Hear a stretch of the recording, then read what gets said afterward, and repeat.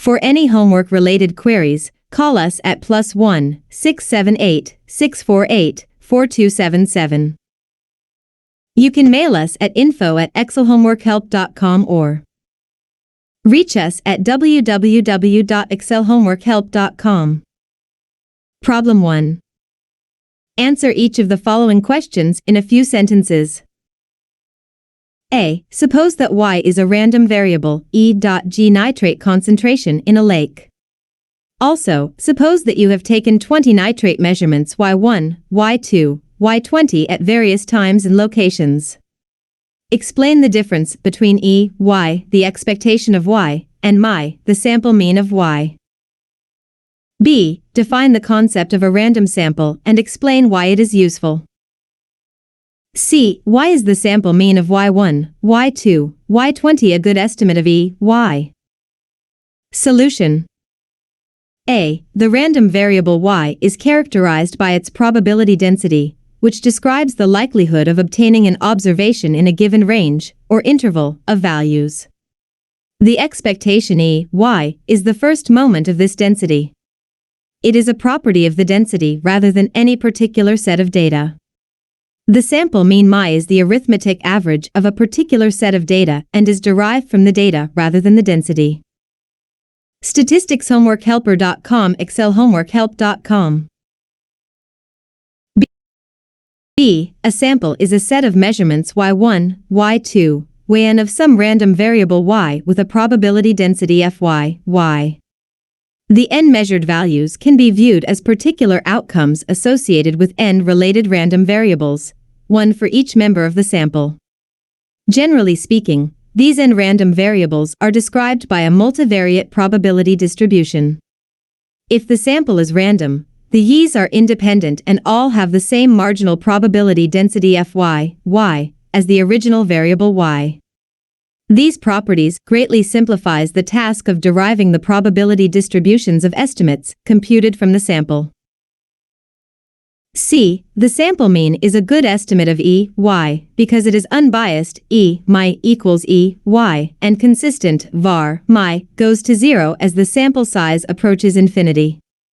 Together, these properties imply that the sample mean converges to the expected value of Y as the sample size increases. Problem 2. Suppose that the soil porosity Y is a random variable that varies over space. Porosity is a fraction defined as the volume of voids, volume not occupied by soil grains, divided by the total volume of the soil sample. Suppose that you wish to estimate the expected value E, Y, of the porosity from 5 observations. StatisticsHomeworkHelper.com ExcelHomeworkHelp.com. A. What is a reasonable probability density to assume for Y? Is it better to estimate this density from the 5 samples or to simply postulate its form? B. What would you use as an estimate of E, Y? C. How would you derive the probability distribution, e.g. CDF, of your estimate? What could you do with this distribution? Solution. A.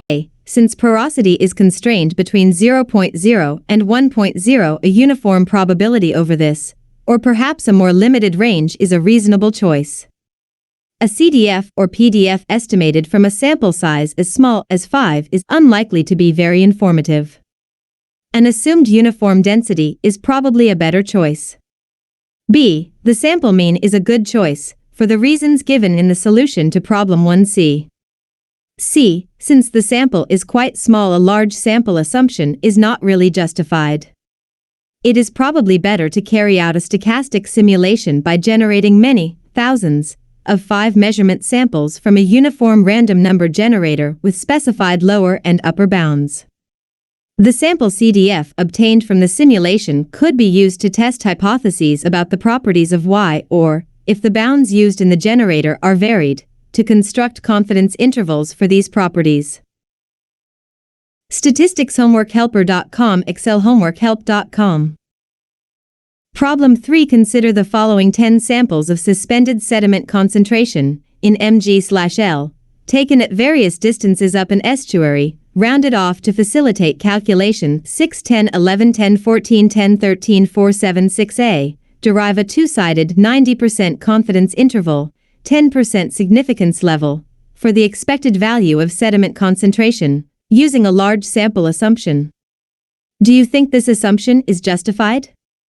B. Formulate a large sample two-sided test to accept or reject the hypothesis that the mean concentration is equal to 12 milligrams per liter.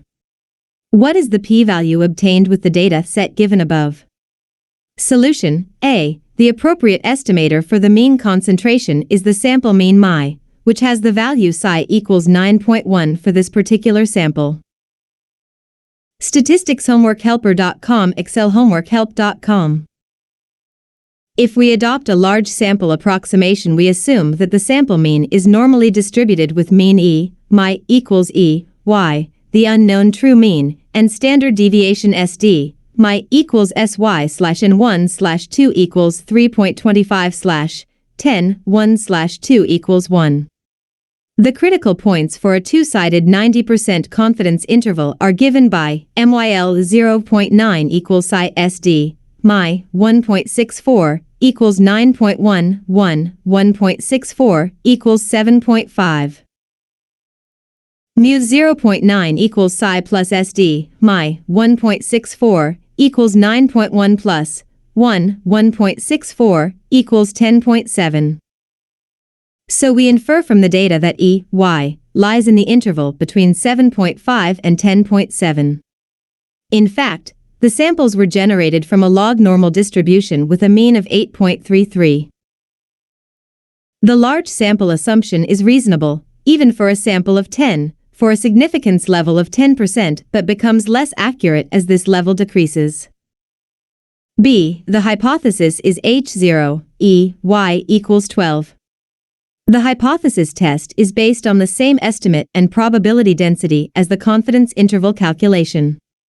In the two-sided case, the decision rule is: accept H0 if MYL alpha less than or equal to μ less than or equal to mu alpha.